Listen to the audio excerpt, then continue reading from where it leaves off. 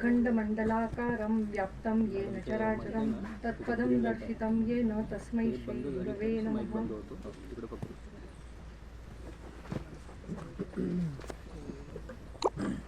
मेरे गुरु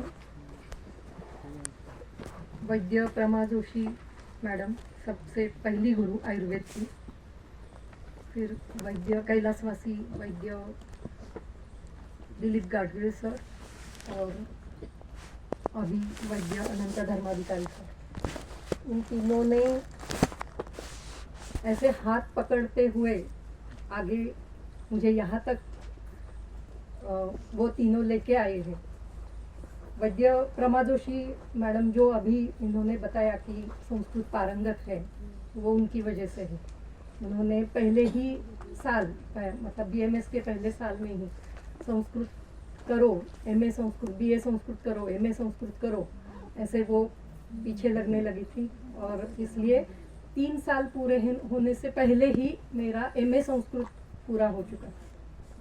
फिर बाद में वैद्य दिलीप गाडगिल, उसके साथ ही मतलब पहले साल से ही वैद्य दिलीप गाडगिल सर के पास जाती थी। उनसे मैंने पूरी जो प्रैक्टिकल है वो मैंने उनसे सीखा है। और अनंत धर्माधिकारी सर से अभी जो इसका और ज़्यादा व्याकरण और डीप नॉलेज, जो विवेचन कैसे करना है ग्रंथों का, वो मैंने वैद्य अनंत धर्माधिकारी सर से सीखा है। वैद्य दिलीप गाडगिल सर मेरे जो गुरु हैं, उनका निधन इसी साल में हुआ है।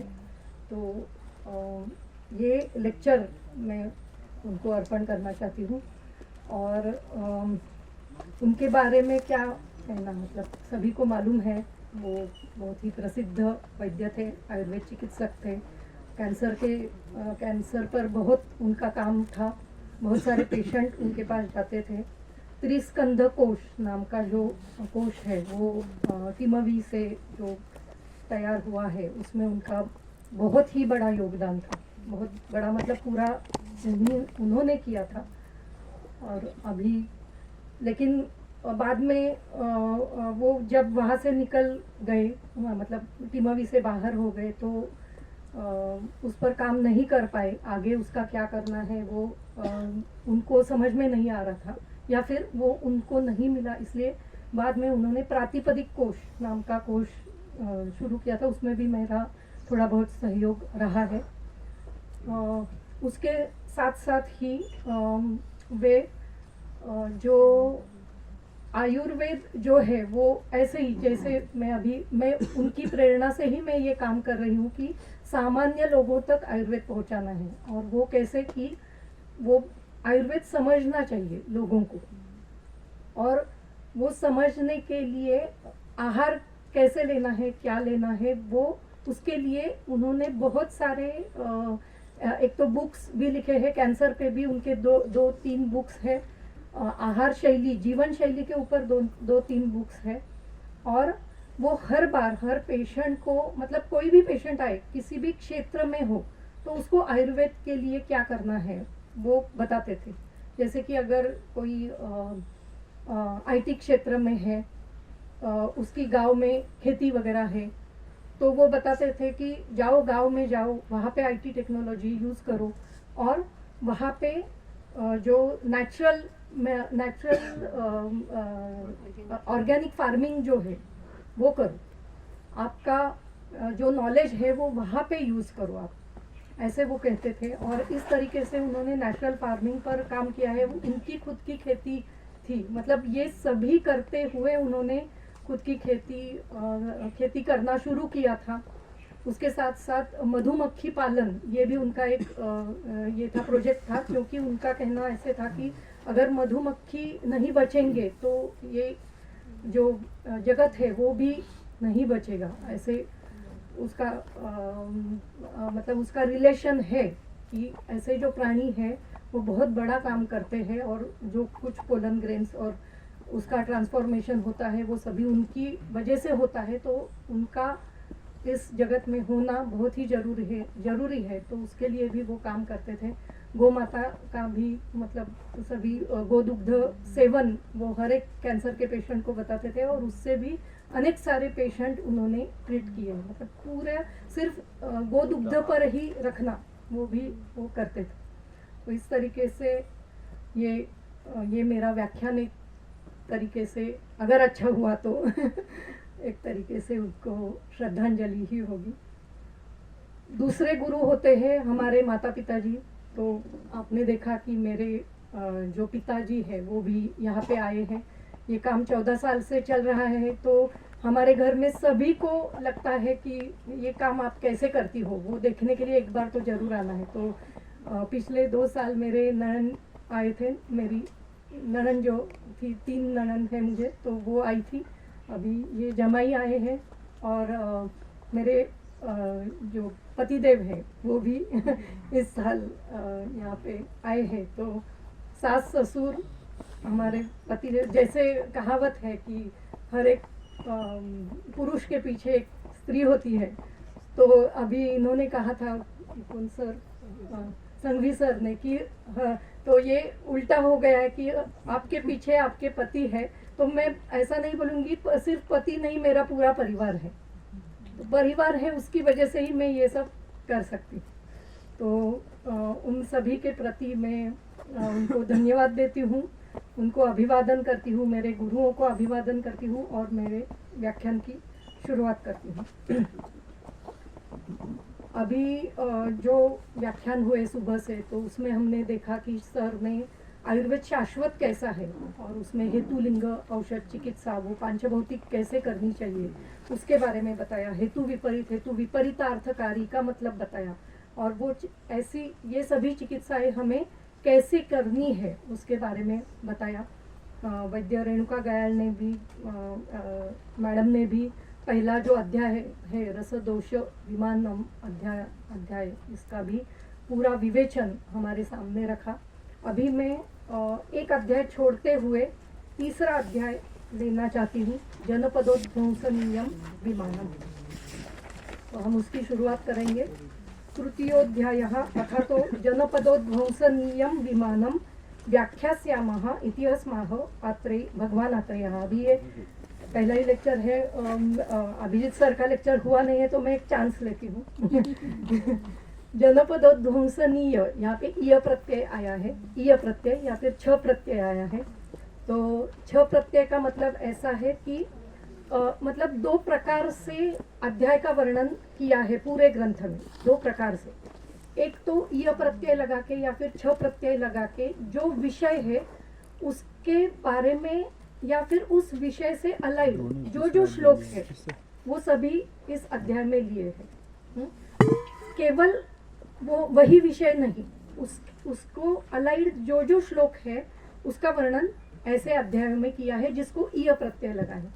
और जिनको नहीं लगा है, जैसे स्रोतसाम विमानम, यहाँ पे नहीं लगा है, ईय नहीं है, स्रोतसीय विमानम ऐसे नहीं है, स्रोतसाम विमानम है। तो यहाँ पे सिर्फ स्रोतसों का वर्णन किया है, बाकी कुछ विषयों का वर्णन नहीं किया है। तो ये एक है। और दूसरा एक है अथा तो जनपदोध्वंसनीयम विमानम व्याख्यास्यामः। ये गुरु सूत्र है, ये गुरु ने कहा है कि हम अभी जनपदोध्वंसनीय विमान इसकी व्याख्या करेंगे, विवरण करेंगे। इस भी अधिक क्या अधिकस्यामः, स्या ऐसे धातु है, तो इसका अर्थ है कि हम अभी इसकी व्याख्या करेंगे, इसका विवरण करेंगे। इतिहस्माह भगवान अत्रेयः, ये प्रतिसंस्कर्ता का पद है। ये प्रतिसंस्कर्ता ने लिखा है कि वो ऐसे कह रहे हैं। कौन? गुरु ऐसे कह रहे हैं कि हम अभी जनपदोध्वंसनीय विमानम इसकी व्याख्या करेंगे। ठीक है। पदोध्वंसनीय ये पद जो है इसमें जन पद और उध्वंस ऐसे शब्द आया है। तो जनपद का उध्वंस, जनपदानाम उध्वंसः या फिर जनपदस्य उध्वंसः। ज़्यादातर जनपद जब हम कहते हैं तो समूह होता है, पद मतलब समूह। पद का मतलब है समूह। जो जब अक्षर का कोई भी अक्षर लिखा जाता है तो शब्द कैसे बनते हैं, एक क्या वर्ण लिया जाता है, उसको व्यंजन लगाया जाता है, मतलब व्यंजन और स्वर मिला के पद तैयार हो जाता है। तो उसी प्रकार जैसे पदों का समूह होता है वैसे जनों का समूह, इसका मतलब है जनपद। तो उसमें हम क्या क्या ले सकते हैं, गांव ले सकते हैं, शहर ले सकते हैं, या फिर पूरा ग्लोब ले सकते हैं, या फिर नगर ले सकते हैं, और छोटा सा ग्राम पंचायत ले सकते हैं, कुछ भी ले सकते हैं। तो जनपद का अर्थ है ये सभी अलग अलग प्रकार के समूह। उसका उद्वंस, उत्कर्षेण ध्वंसः उद्वंसः, अधिक मात्रा में विध्वंस हो जाना, इसका मतलब है उद्वंसः। अभी जनपद का उद्वंस कहाँ कहाँ पे दिखाई देता है, आप कोई बोल सकता है? कोविड-19 और प्लेग आया था, कॉलेरा और चिकनगुनिया, अर्थक्वेक, सुनामी, डेंगू आता है, युद्ध मैं बताने वाली थी। युद्ध में नहीं होता है, दहशतवाद जो होता है उसमें गांव में वो लोग आते हैं और कुछ भी विध्वंस करते हैं, नहीं होता है वहां पे। कोई आयुर्वेद चिकित्सक वहां पे जाके काम करेगा? करेगा? करेंगे जरूर, अगली बार हम देखेंगे। हाँ, पुनर्वसु आत्रेय जी का संदर्भ है। हाँ। महाभारत में वो चिकित्सक अग्निवेश जी। तो अभी यहाँ पे बैठ के हम सभी को एक शपथ लेनी है कि जहाँ जहाँ पे ऐसे देखेंगे वहाँ पे जाके काम करेंगे और आयुर्वेद के हिसाब से, आयुर्वेद के तरीके से काम करेंगे। जिनको जिस प्रकार से शक्य है वैसे काम करेंगे। ठीक, आगे जाएंगे। तो ये दो प्रकार के हेतु होते हैं, एक तो असाधारण हेतु और साधारण हेतु। असाधारण हेतु इसका मतलब क्या है कि अलग अलग प्रति पुरुष वो अलग अलग हो सकते हैं। तो किसी के शरीर में वात बढ़ गया, किसी के शरीर में कफ बढ़ गया, किसी के शरीर में वात पित्त बढ़ गया, किसी के शरीर में आगंतु कुछ व्याधि हो गया, मतलब आगंतु हेतु से कुछ व्याधि हो गया। ये है असाधारण हेतु। इससे अलग अलग रोग पैदा हो जाएंगे। लेकिन जनपदोध्वंस में क्या होता है, साधारण हेतु होता है। साधारण मतलब समान हेतु होता है, सभी लोगों के लिए एक ही प्रकार का हेतु है। ठीक है, तो इसमें समान हेतु से व्याधियां होती है। शायद व्याधि लक्षण थोड़े अलग अलग हो जाएंगे, व्याधि भी थोड़ा अलग हो जाएगा, लेकिन हेतु क्या है, समान हेतु है। फिर भी लक्षण और व्याधि क्यों अलग हो जाएंगे, क्योंकि दोष अलग है, तो वो हो सकता है ऐसे, लेकिन हेतु समान दिखाई देता है बहुत सारी जगह। आगे जाएंगे, श्लोक की शुरुआत करेंगे अभी हम। जनपद मंडले पांचाल क्षेत्रे द्विजाति वराध्युषिते कांपिल्य राजधान्यां भगवान पुनर्वसु आत्रेयो अंतर्वासी गण परिवृत्ताः पश्चिमे घर्ममासे गंगातीरे वन विचारम अनुविचरन शिष्यम अग्निवेश अब्रवीत। अभी क्या हुआ है यहाँ पे, उन्होंने एक प्रसंग हमारे सामने रखा है। क्या है कि जनपद मंडले, एक जनपद मंडल था या फिर एक सभा हो रही है, उसमें पांचाल क्षेत्र, पांचाल नाम का क्षेत्र है, वो उत्तर प्रदेश में है, ऐसे मैंने इनके ही व्याख्यान में सुना है। बाद में ठीक है। पांचाली जहाँ से आई है, पांचाली मतलब द्रौपद, तो द्रुपद का राज्य, द्रुपद का किला अभी भी वही है।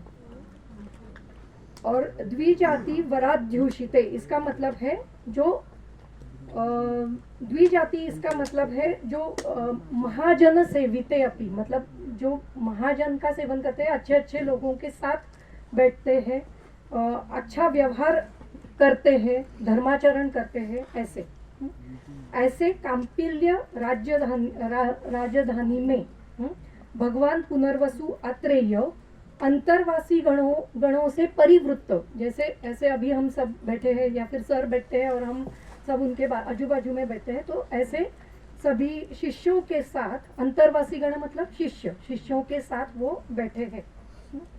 कब उसका कालावधि काल दिया है, ऋतु काल दिया है, पश्चिमे घर्म मासे, घर्म मतलब ग्रीष्म मास के पश्चिम में, तो ग्रीष्म का मास का काल क्या है? ज्येष्ठ, या फिर मतलब वैशाख से शुरू हो जाता है, वैशाख और ज्येष्ठ। तो इसमें पश्चिमे मतलब उत्तरकालीन, तो ज्येष्ठ मास हम पकड़ सकते हैं यहाँ पे। पश्चिमे घर्म मासे गंगा तीरे, गंगा के तीर के आजू बाजू में वन विचारम अनुविचरन, वन विचार करते हुए, मतलब वो घूम रहे हैं और देख रहे हैं कि क्या क्या विध्वंस हुआ है, कैसे हो रहा है, चालू है विध्वंस अभी, तो ऐसे होते हुए वो वन विचार कर रहे हैं और वहाँ पे देख रहे हैं। तो उस समय में वन विचरण शिष्यम अग्निवेशम अब्रवीत, अग्निवेश को उन्होंने बोला, अब्रवीत ब्रू धातु है, और उन्होंने कहा, क्या कहा? दृश्यन्ते ही खलु सौम्य नक्षत्र ग्रहगण चंद्र सूर्य अनिल अनलानां दिशां च अप्रकृतिभूतानां ऋतुवैकारिकाः भावाः, ऋतु वैकारिक भावों को हम देख रहे हैं, दृश्यन्ते दिखाई दे रहे हैं, सौम्य हे बाळा, हे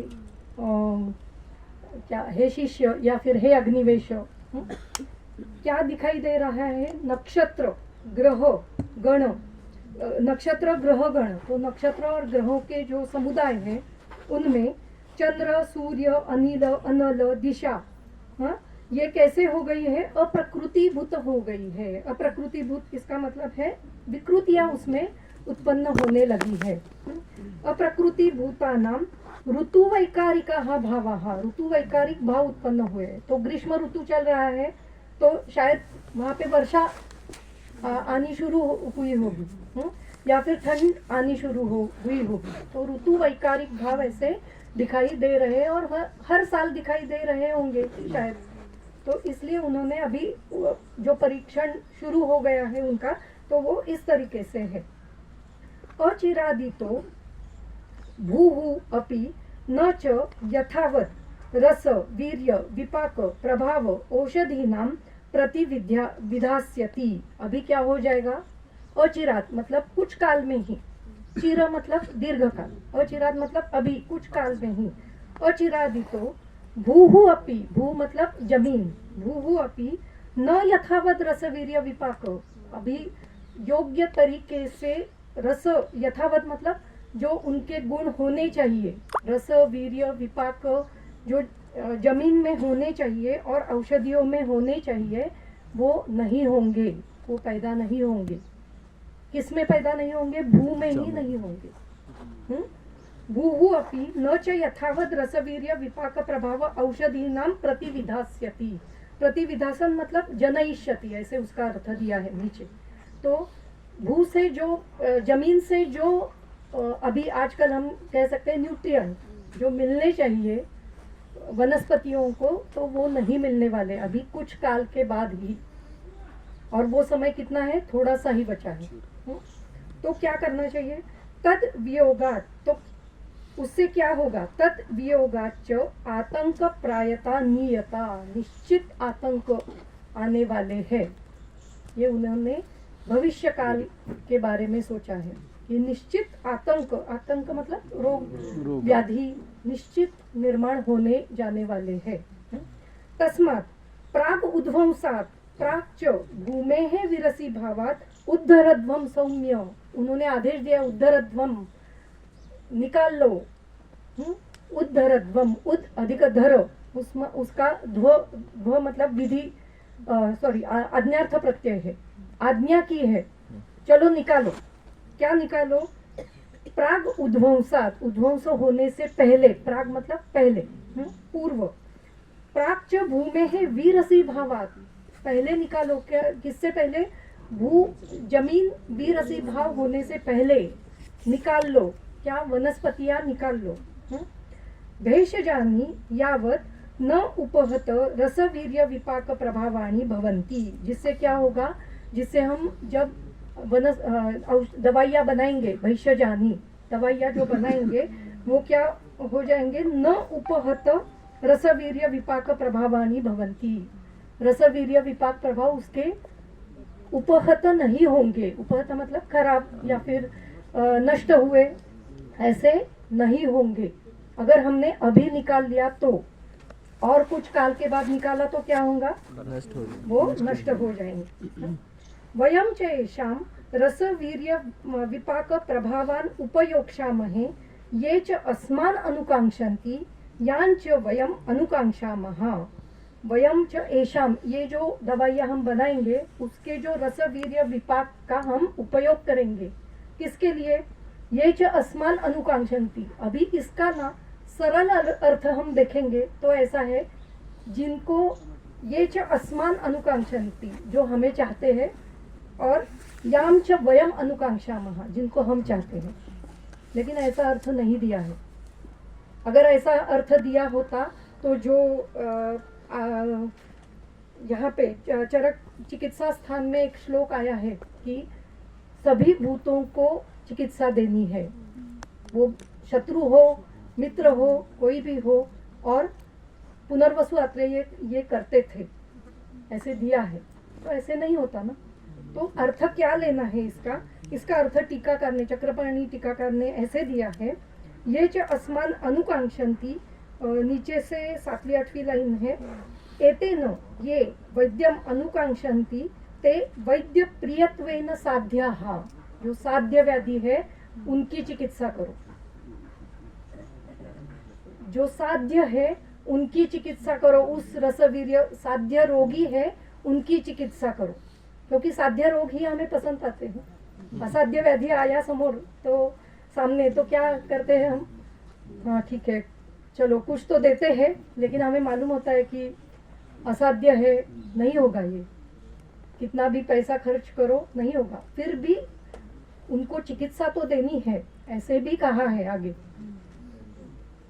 लेकिन चिकित्सा किसकी करनी है? इस काल में, इस काल में, बाकी के काल में तो करनी है, असाध्य व्याधि मृत्यु आने तक करनी है, ऐसे भी बोला है। इस काल में किसकी चिकित्सा करनी है? साध्य व्याधियों की चिकित्सा करनी है, साध्य रोगी की चिकित्सा करनी है। असाध्य ही वैद्य द्विष उक्ता, असाध्य जो है वो वैद्य के लिए द्वेषकारक है, या फिर नहीं चाहते हैं हम। वैद्याश्च यान इच्छन्ति ते साध्य रोगा एव, असाध्यान ही वैद्या न इच्छन्ति। ठीक है, तो इस तरीके से इसका एक संदर्भ है, अष्टांग संग्रह सूत्र स्थान अध्याय 2 में निकालती हूँ, यहाँ से आपके पास नहीं होगा।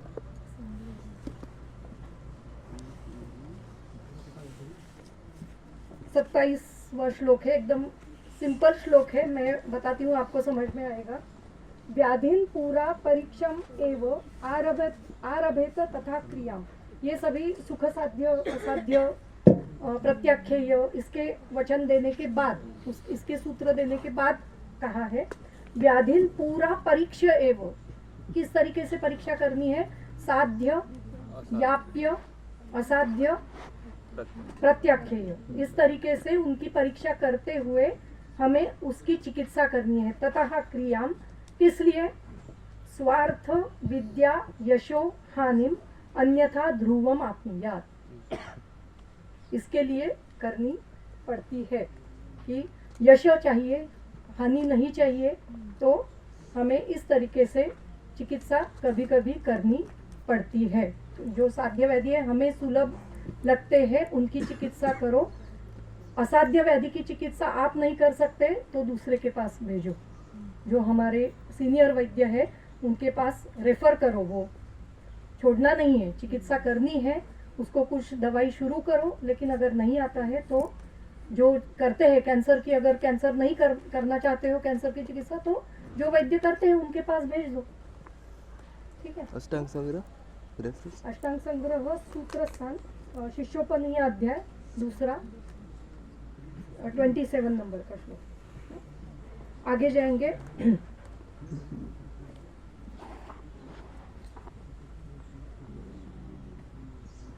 और अष्टांग हृदय में भी दिया है अनुपक्रम एव स्यात् ततो अत्यंत विपर्य। अत्यंत विपर्य होने के कारण हम उनकी चिकित्सा नहीं कर पाते हैं, क्योंकि संप्राप्ति ही अगर समझ में नहीं आई तो चिकित्सा भी कैसे करेंगे, ऐसा भी होता है। आगे है एवं वादिनम भगवंतम आत्रेयम अग्निवेश उवाच उद्धृतानि खलु भगवन। अभी उन्होंने उनका आदेश उसका पालन किया है। किसने? अग्निवेश ने। और सभी दवाइयाँ जो है उनके आजू बाजू में थी, वनों में विचरण करते हुए जो दवाइयाँ उनको मिली, उनका उद्धरण उन्होंने कर लिया है। उद्धृतानि खलु भगवन भैषज्जानि सम्यक विहितानि सम्यक अवचारितानि। अवचारित मतलब उसकी दवाइयाँ बनाई है। अवचारितानि च अपितु खलु जनपदोध्वंसनम एकेन एव व्याधिना युगपद समान प्रकृति आहार देह बल सात्म्य वयसाम मनुष्याणाम कस्मात् भवति इति। अभी उनके प्रश्न शुरू हो गए इसके ऊपर। ये कैसे होता है? देखो, ये विमान स्थान में ये अध्याय लाने की जरूरी क्या है? विमान स्थान में क्या है? दोष, दूष्य, उसके लक्षण, उनकी चिकित्सा, इनके सभी के मान बताए गए हैं। नियते इति ज्ञायते, उनको जानना है हमें। तो जनपदोध्वंस में भी जो व्याधियां होती है उनके भी दोष दूष्यों को हमें जानना है। तो इसलिए ये अध्याय यहाँ पे आया। बहुत ही महत्वपूर्ण अध्याय है। हम छोड़ देते हैं बहुत बार सिलेबस में, तो वो क्या स्किप ऑप्शनल ही होता है हमारा अध्याय, बराबर है? Desire to know. तो अभी उन्होंने प्रश्न क्या पूछा है? युगपद, एक साथ, समान प्रकृति, समान कारण से, आहार देह बल सात्म्य सत्व वयसाम असमान प्रकृत्या, असमान प्रकृति आहार देह बल सात्म्य सत्व वयसाम मनुष्याणाम कस्मात् भवति। ये जो जनपद ध्वंस जो विकार है वो असमान प्रकृति के, देश के, आहार के, विहार, बल, सात्म्य, ऐसे मनुष्यों में कैसे होता है जिनकी प्रकृति समान नहीं है, जिनका बल समान नहीं है, जिनका सत्व समान नहीं है, जिनका एज, वयसाम एज समान नहीं है। ऐसे मनुष्यों को एक साथ समान रोग कैसे लक्षण दिखाई देते हैं, कैसे व्याधि होते हैं, कैसे लक्षण दिखाई देते हैं। ठीक है। तम उवाच भगवान अत्रेय, तभी भगवान अत्रेय जी ने उनको कहा, एवं असामान्यवताम अपि एभिः अग्निवेश प्रकृत्याभिः भावैः मनुष्याणां ये अन्ये भावाः सामान्याः तत् वैगुण्यात् समानकालाः समानलिंगाः व्याधयाः अभिवर्तमानाः जनपदम उद्ध्वंसयन्ति।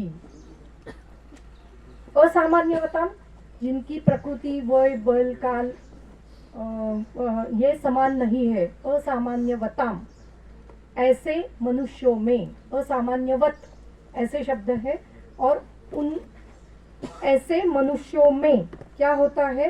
असामान्यवताम प्रकृत्यादि भी भावैहि, प्रकृति इत्यादि भावों से, ये च अन्ये भावाः, जो दूसरे भाव होते हैं, जो सामान्य है, सामान्याः तद वैगुण्यात्, वैगुण्यात् उसके, उनके वैगुण्य के कारण, समान कालाः, उसी काल में, समान काल में, समान लिंगाः, समान लक्षण वाले, व्याधयाः अभिनिवर्तमानाः, व्याधि उत्पन्न होते हैं, जो जनपद का विध्वंस करते हैं, जनपद नष्ट करते हैं। ते तु खलु इमे भावाः सामान्याः जनपदेषु भवति। तो ये कौन से भाव है, उनका वर्णन नीचे किया है। तद यथा वायुः उदकम देशः कालः। वायु, उदक, देश और काल, अभी ये सभी भाव जो है ये हेतु है, ये व्याधि होने के हेतु है, ये बिगड़ गए हैं, इनमें वैगुण्य आ चुका है। ये सभी के लिए समान हेतु दिए गए हैं। तो इन सभी हेतुओं में विगुणता कैसे आती है, उनका वर्णन नीचे किया है, वो हम पढ़ेंगे।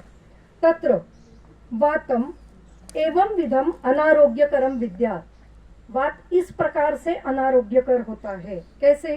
तद यथा यथर्तु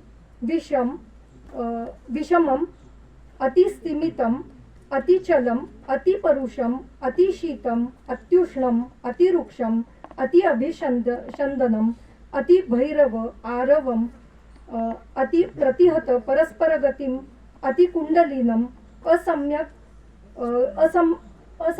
गंध बाध असात्म्य गंध बाष्प सिकता पांशु धूमोपहतम।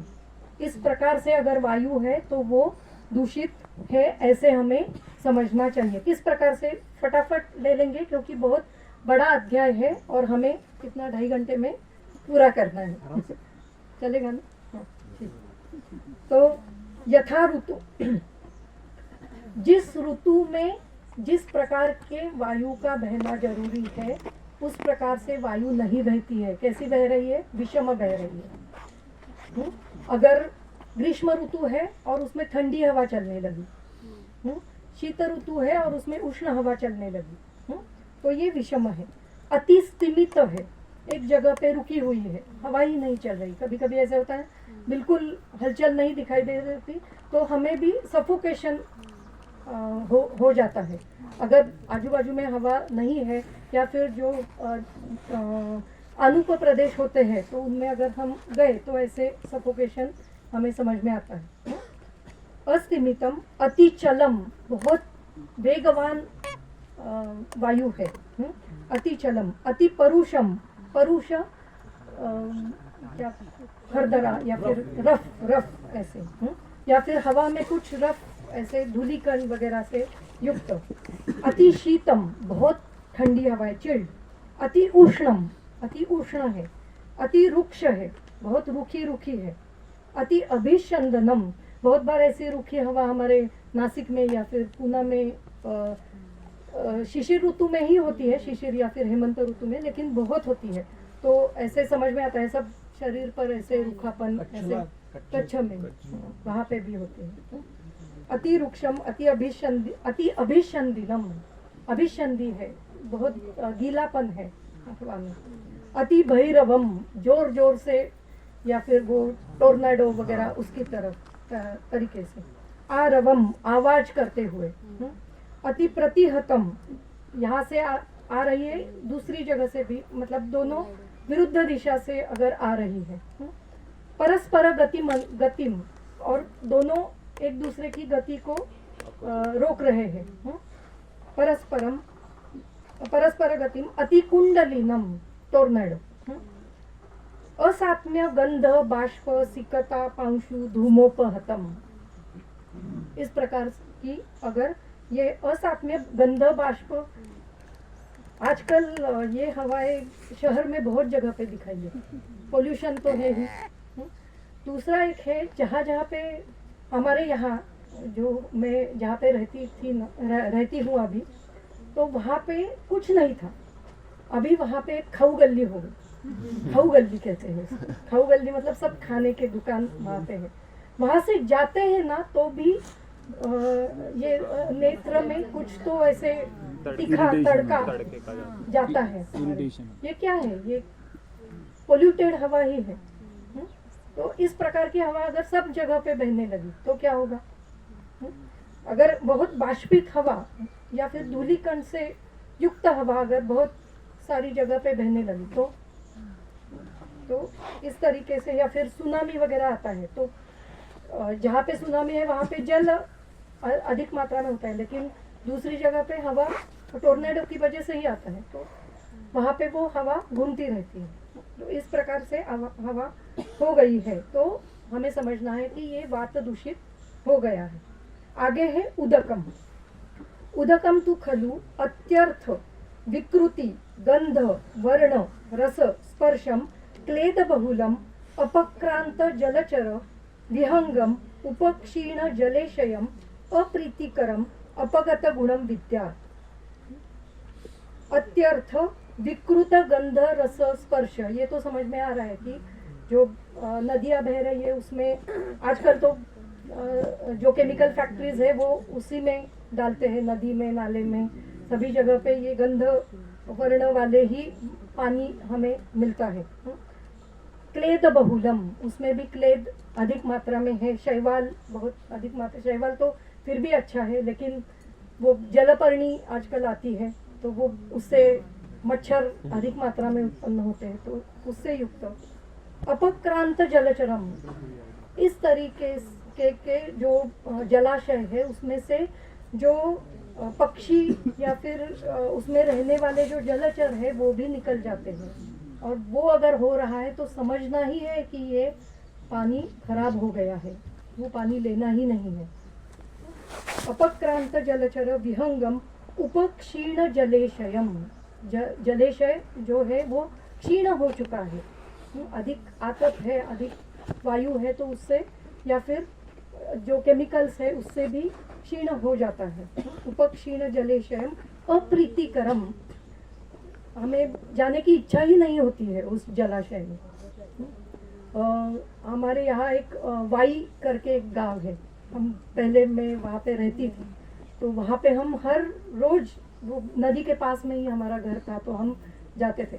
आजकल मैं वहाँ पे जाती हूँ तो जाने का मन ही नहीं करता है, पानी के पास भी जाने का मन नहीं करता। सभी जगह पे यही है। हाँ, आळंदी में वैसे ही है, सभी जगह पे जो अच्छी अच्छी जगह है वहाँ पे भी सब कीड़ा कचरा सब हो गया है, तो जाने का अप्रीतिकर है, ये जाने का मन ही नहीं करता है। जो पुणे की मुड़ा और मुठा नदियां हैं वो तो उनको तो हम नाले ही कहते हैं, नाले है वो। ठीक है, आगे देशम, मतलब नदियों को ऐसे नहीं कहना चाहिए, लेकिन फिर भी अभी हालत ही उनकी ऐसे हो गई। एक्चुअली ये जो अध्याय है वो इसके लिए है कि ये केवल चिकित्सक के लिए नहीं है, ये सामान्य लोगों के लिए भी है। दूसरा, इससे चिकित्सक को भी हमें ये ज्ञान लेना चाहिए कि हमें इस पर काम करना की जरूरी है। इसके लिए ये अध्याय, पूरा अध्याय उसी के लिए है। अभी जो चल रहा है वो सब बाद में जनपदोध्वंस ही लाने वाला है। अभी तो कोरोना तो आ ही चुका है, एक लक्षण उसने दिखाई दिए हैं, लेकिन इससे हमें ये समझना चाहिए कि ये किस लिए दिया है, चिकित्सक को किस लिए ये अध्याय दिया है। वो उसके लिए है कि आप काम करो, इसके ऊपर करना चाहिए या नहीं करना चाहिए, सबको मिलके कुछ ना कुछ करना चाहिए, या फिर अपने अपने ताकत से अपनी अपनी जगह पे तो करना ही चाहिए। इसके लिए ये अध्याय है, आगे भी मैं बताऊंगी। और आगे है देशम। देशम पुनः प्रकृति विकृति वर्ण गंध रस स्पर्शम क्लेद बहुलम उपसृष्टम सरीसृप व्याल मशक शलभ मक्षिका मूषक उलुक श्मशानिक शकुनी जम्बुकादिभिः तृण लोलुपवंतम, यहाँ तक देखेंगे फिर आगे जाएंगे। देशम पुनः, क्या प्रकृति विकृति वर्ण, जो प्रकृति है वो विकृत हो गई है, और किसमें वर्ण गंध रस स्पर्श, जो देश की जो सामान्य प्रकृति होनी चाहिए वो बदल गई है। जहाँ पे अगर अनुपदेश है तो वहाँ पे जंगल देश के लक्षण दिखाई देने लगे, या फिर जंगल देश है उसमें अनुपदेश के लक्षण दिखाई दे। इसके एकदम लास्ट के श्लोक में जंगल देश क्या है, अनुपदेश क्या है, साधारण देश क्या है, इसके वर्णन आए हैं। तो ये उसी के लिए है कि सामान्य क्या है और जो बिगड़ा हुआ है वो क्या है, वो हमें देखना है। तो वायु का वर्णन तो पहले वातकलाकलीय में ही किया है उन्होंने कि नॉर्मल वायु क्या है और प्राकृत और विकृत वायु क्या है उसका वर्णन आया। तो इस प्रकार से रसगंध स्पर्श क्लेद बहुलम, देश जो है वो क्लेद से बहुल, बहुत ज्यादा उसमें अभिसंधि गुण जो है वो बढ़ गए हैं, या फिर जो जलाशय है उसमें उसके वो क्लेद बहुल हो गए हैं, जो हवा है वो क्लेद बहुल हो गई है, ज्यादा बाष्प उसमें आने लगा है। मतलब जो ऊपर वायु और उदक है वो सभी देश में आ ही जाएंगे। क्लेद बहुलम उपसृष्ट सरीसृप, उपसृष्ट हो गया है। उपसृष्ट मतलब अधिक मात्रा में इनकी संख्या बढ़ गई है। किसकी? सरीसृप, व्याल, मशक, शलभ, मक्षिका, मूषक, उलूक, श्मशानिक, शकुनी, जम्बुक। तो ये सभी जो प्राणी है उनकी मात्रा अधिक मात्रा में वो बढ़ गए हैं। सरीसृप मतलब सर्प वगैरह, मशक मतलब मक्खियाँ, मक्षिका मालूम है, मूषक चूहा, उलूक, हाँ मशक मतलब डास, मक्षिका म्हणजे माशी, शलभ मतलब पतंग, पतंग, मूषक मतलब चूहे, उलूक मतलब घुबड, श्मशानिक, श्मशानिक शकुनी असा एक शब्द, श्मशानिक शकुनी, हाँ हाँ हाँ, श्मशानिक शकुनी की है। वृद्रा, गिधाड, गिधाड़, गिद्ध, बराबर है। जो स्मशान के पास में रहते हैं उनको हम ये भी कौवे भी थोड़े बहुत ले सकते हैं उसके हिसाब से। जम्बूक, जम्बूक मतलब कोल्ला इत्यादि, आदि से और भी जो वन्य पशु है उनका हमें हिंदी में क्या होता है? कोल्ला मतलब फॉक्स, लोमड़ी, और आदि भी से जो व्याल पशु है, जो वन्य प्राणी है उन सभी का, या फिर जो हमें तकलीफ देते हैं उसमें हम वो क्या मतकुण भी ले सकते हैं, जो चीटियाँ जो काटती है वो भी ले सकते हैं। ऐसे अलग अलग प्राणी जो हमें तकलीफ दे सकते हैं, ऐसे प्राणी हम उसमें ले सकते हैं। तृणलोलुपवंतम, तृणलोलुप मतलब बहुत जगह पे तृण बढ़ गए हैं जिसका उपयोग नहीं है, जिसको आहार में हम नहीं ले सकते हैं, ऐसे तृण बहुत अधिक मात्रा में जिसमें बढ़ गए हैं। इसका ये थोड़ा फिर से भूमि पर भी जाएगा। प्रतान आदि बहुल, प्रतान सभी जगह पे अधिक मात्रा में वेलिया या लताएं बढ़ गई है। बहुलम अपूर्ववद, अवपतित, शुष्क, नष्ट शस्य, जो पूर्व पहले जैसे शस्य निकलते थे वैसे अभी नहीं निकल रहे हैं। अपूर्ववत अवपतित, पतित है मतलब उनके गुण जो है वो पतित हो गए हैं, जो शुष्क है, जो नष्ट हो चुके हैं, जिनके गुण नष्ट हो चुके हैं, ऐसे शस्य, शस्य मतलब जो धान्य जो आते हैं, शाली, षष्ठिक, ये सभी खराब हो चुके हैं। धूम्र पवनम, जो वायु है वो धूम रहित है। प्रदमात पत त्रिगणम उत्कृष्ट श्वगणम उद्भ्रांत व्यथित विविध मृग पक्षी संगम उत्सृष्ट नष्ट धर्म सत्य लज्जा आचार शील गुण जनपदम।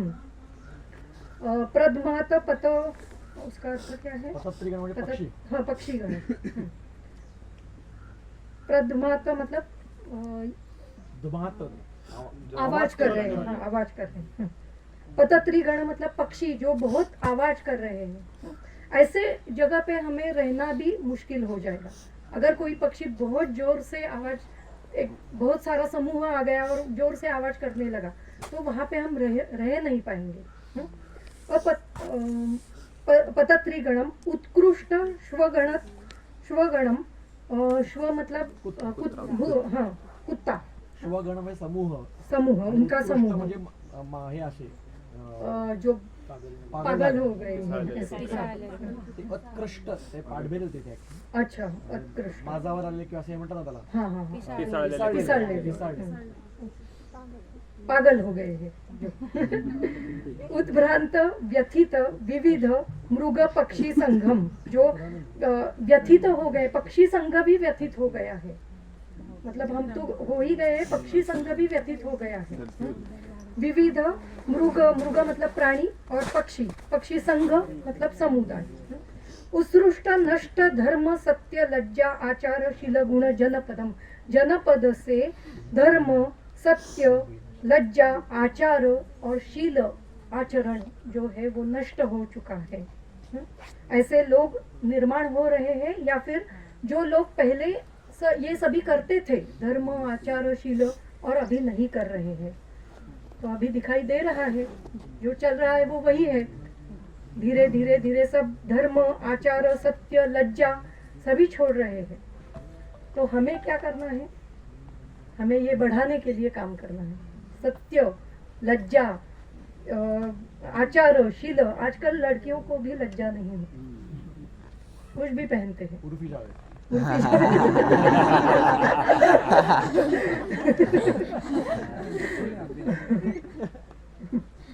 लज्जा तो निकल ही चुकी है। उर्फी नावाची मॉडेल आहे.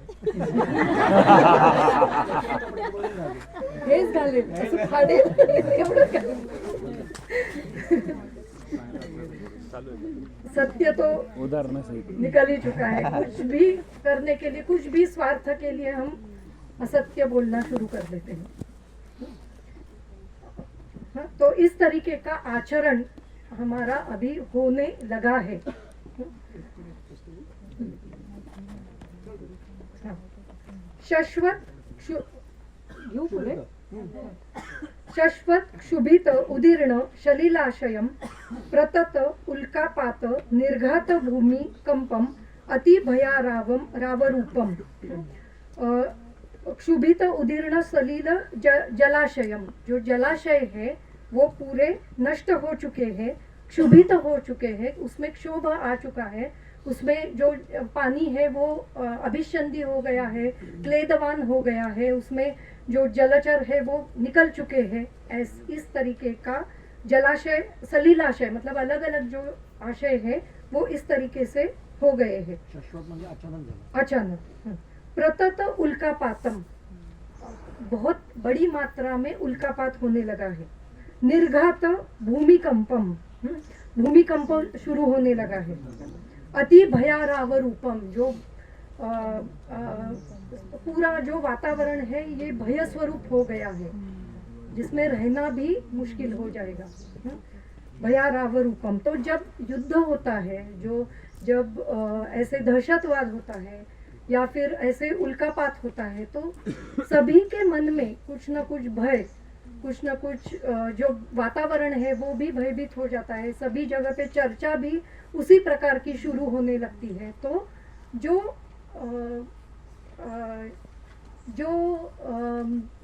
व्यक्ति ऐसे है कि जो वो सह नहीं पाते, जिनका रसक्षय बहुत जल्दी होता है, उनके मन में तो ये बहुत जल्दी ही शुरू हो जाएगा और उनको व्याधियाँ, या फिर ऐसे व्यक्तियों में व्याधियाँ बहुत जल्दी से शुरू हो जाएगी। ठीक है, तो इस तरीके से सभी जो वातावरण है वो इस तरीके का हो चुका है। वृक्ष ताम्र अरुण शीत अभ्र जाल संवृत्त अर्क चंद्र तारकम अभीक्ष्णम, जो तारका समूह है, जो चंद्र है, जो आकाश में जो हमें नक्षत्र वगैरह दिखाई देते हैं, वो सभी वृक्ष दिखाई देंगे। या फिर बहुत ताम्र, बहुत लाइटिंग उसमें जो है वो अलग तरीके के, जो हमें पहले दिखाई देता था उससे कुछ अलग दिखाई देगा। अरुण वर्ण के दिखाई देंगे। सीताभ्रजाल, अभ्रजाल, आजू बाजू में अभ्रजाल, जो क्लाउड्स बहुत अधिक मात्रा में क्लाउडी दिखाई देंगे। अभीक्षणम मतलब बहुत मात्रा में ऐसे दिखाई देना शुरू हो जाता है। ससंभ्रम उद्वेगम इव सस्त्रास रुदितम इव सततम नहीं सतमस्कम इव गुह्यका चरितम इव आक्रांदित शब्द बहुलम च अहितम विद्या। तो ये सभी जो वातावरण है उसका कितना अच्छी तरीके से उन्होंने वर्णन किया है कि सभी जगह पे क्या सब लोग जो है या फिर जो प्राणी मात्राएं है वो संभ्रमित होगी। संभ्रम उनमें क्या करना है, अभी क्या करना है। ये जब कोरोना फर्स्ट आया था तो ऐसे ही वातावरण हो चुका था, सभी लोग संभ्रमित हो चुके थे, क्या करना है अभी हमें। सरकार ने तो छुट्टियां दी है, लेकिन अभी आगे क्या? और जब वो छुट्टियां बढ़ती गई तो और मन में भय और ये ऐसा वातावरण आजू बाजू में शुरू हो गया। उद्वेग, उससे ही उद्वेग, एंजाइटी निर्माण होने लगी। सत्रास रुदितम, फिर जो ऐसे रसक्षय वाले लोग होते हैं वो शुरू करते हैं रोना। उनके बातों में भी वो हर बार आने लगता है, अभी क्या करेंगे, कैसे करेंगे, ऐसे। सतमस्कम, सभी जगह पे अंधकार ही दिखाई देता है। गुह्यका चरितम इव आक्रांदित, गुह्यका चरितम मतलब गुह्य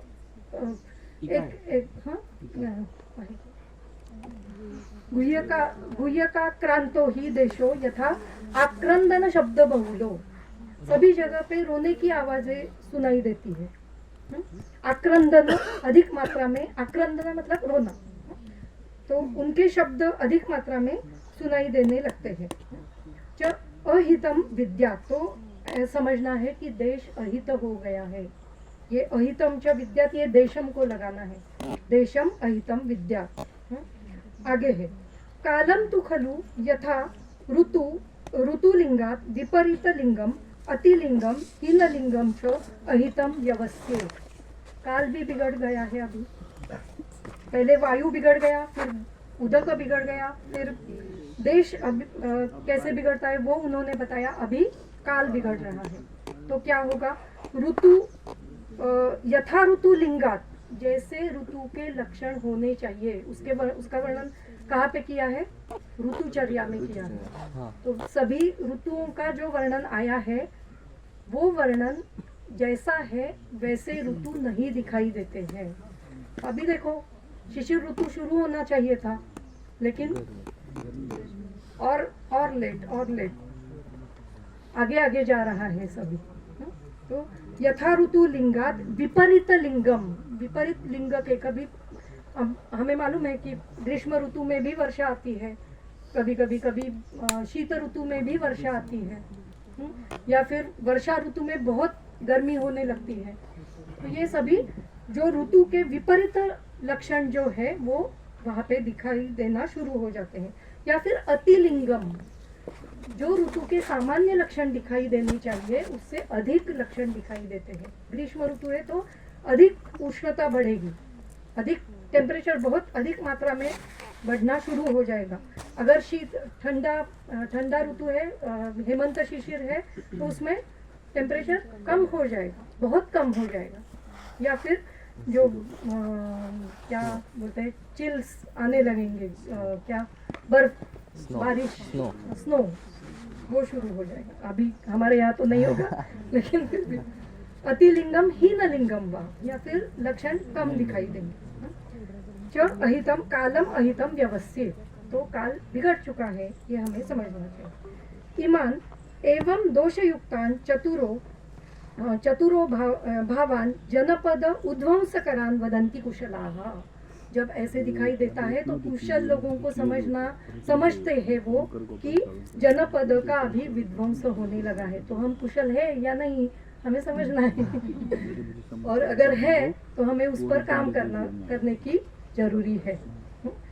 तो अगर इसका आपको बुक पिक्चर देखना है जो वर्णन हुआ, तो एक गॉड्स एंड किंग्स नाम का फिल्म है, तो आप उसको आपको नेटफ्लिक्स पे मिल जाएगा। उसमें मतलब वर्ड टू वर्ड वर्णन किया है मोजेस की जो स्टोरी है उसकी, तो मैं लिंक बाद में भेजता हूँ। गॉड्स एंड किंग्स पूरा वर्णन है उसमें।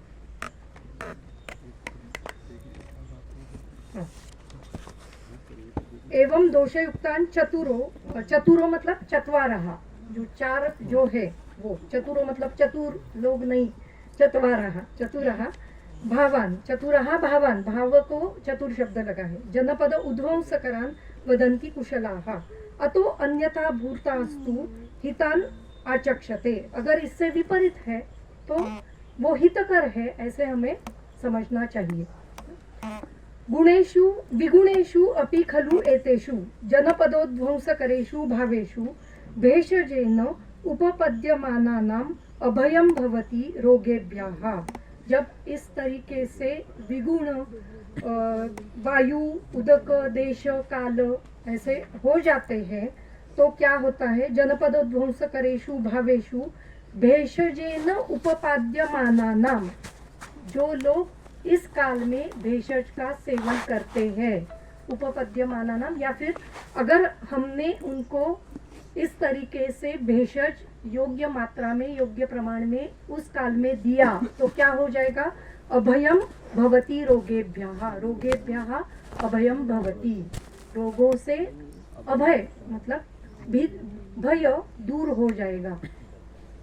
तो इसलिए हमें ये सब करने की जरूरी है। तो अभी से काम करना शुरू कर दो। जो दवाइयाँ है वो बनाना, हमारे पास दवाइयाँ होनी ही चाहिए। अगर विध्वंस फिर से कोरोना आ गया तो हमें खड़े रहना है, और इस बार जीत हमारी ही होगी। अगर फिर से आया तो जरूर होगी। आगे है, भवन्ति च अत्र वैगुण्य उपपन्नानां देश काल अनिल अंबसां गरीयस्त्वं विशेषेण हेतुमत् संप्रवक्ष्यते। वातात् जलं जलाद्देशं देशात् कालं स्वभावतः विद्यात् दुष्परिहार्यत्वात् गरीयस्तरम् अर्थवित्। वायवादिषु यथोक्तानां दोषाणां तु विशेषवित् प्रतिकारस्य सौकर्ये विद्यात् लाघवलक्षणम्। अभी वैगुण्य उपपन्न हो गया है। वैगुण्य की उपपन्न मतलब उत्पत्ति हो गई है।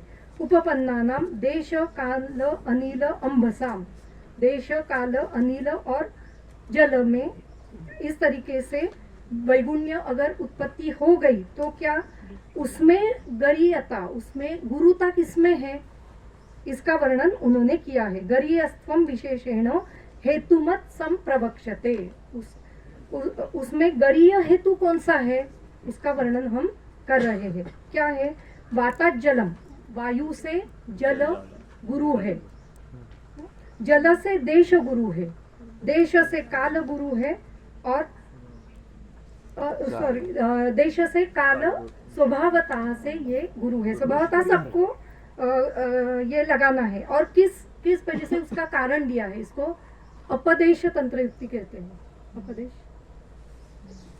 कारण बाद में बताया है। अपदेश नहीं, आपने कौन सी बताई थी? अपवर्ग नहीं, अपदेश मतलब पहले वर्णन किया है और उसके बाद में रीजन बताया है।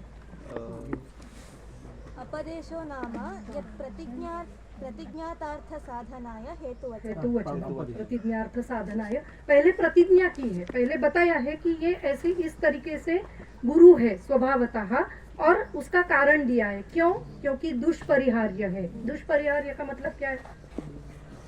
परिहार करना दुष्कर होता है। इसमें अगर वायु बिगड़ गया तो क्या करेंगे हम?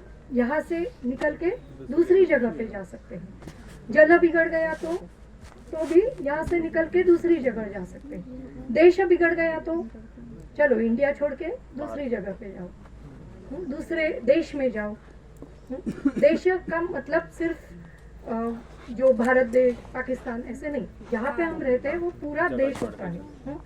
देश अगर काल ही बिगड़ गया तो ग्लोबल, जो कोरोना आया था वो ग्लोबल ही था, काल ही बिगड़ गया था, लेकिन फिर भी हम बच गए। ठीक है, तो काल अगर बिगड़ गया तो उसका परिहार करना मुश्किल हो जाता है। उसमें भी काल का जो बिगड़ना है वो पूरा ऋतु विपरीत अगर होने लगा तो ही अधिक मात्रा में हम ले सकते हैं। कोरोना वगैरह भी फिर भी जो है वो उसको संभालना इतना मुश्किल नहीं था। उसके लिए मॉडर्न मेडिसिन ने बहुत कष्ट लिए हैं, जरूर लिए हैं। हमने भी काम किया है उसमें, लेकिन फिर भी हम बोल सकते हैं कि उसमें देश तक क्या सीमित रह गया वो। उससे काल नहीं बिगड़ा है अभी तक, लेकिन जो हम कर रहे हैं उससे जरूर बिगड़ने वाला है।